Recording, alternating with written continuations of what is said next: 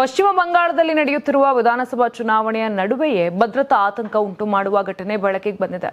ಎರಡನೇ ಹಂತದ ಮತದಾನಕ್ಕೆ ಕೆಲವೇ ದಿನಗಳು ಬಾಕಿ ಇರುವಾಗ ಕೋಲ್ಕತ್ತಾದ ಬಂಗಾರ್ ಪ್ರದೇಶದಲ್ಲಿ 79 ಕಚ್ಚಾ ಬಾಂಬ್ಗಳು ಪತ್ತೆಯಾಗಿದ್ದು ಪ್ರಕರಣವನ್ನ ರಾಷ್ಟ್ರೀಯ ತನಿಖಾ ಸಂಸ್ಥೆ ತನಿಖೆಗೆ ತೆಗೆದುಕೊಂಡಿದೆ.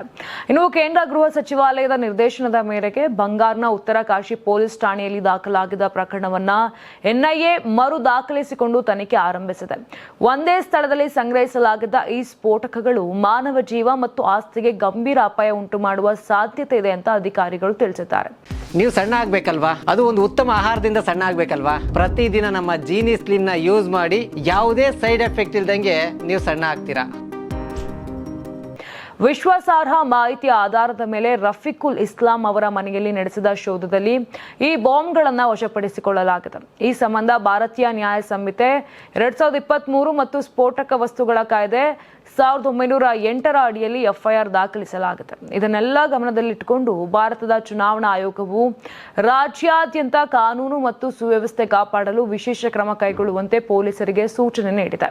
ಅಕ್ರಮ ಸ್ಫೋಟಕ ತಯಾರಿಕೆ ಮತ್ತು ಸಂಗ್ರಹಣೆ ವಿರುದ್ಧ ಕಠಿಣ ಕ್ರಮಕ್ಕೆ ಆದೇಶವನ್ನ ಕೂಡ ಕೊಡಲಾಗಿದೆ. ಇನ್ನು ಗಮನಾರ್ಹವಾಗಿ ಮೊದಲ ಹಂತದ ಮತದಾನ ಏಪ್ರಿಲ್ 23ರಂದು ನಡೆದಿತ್ತು.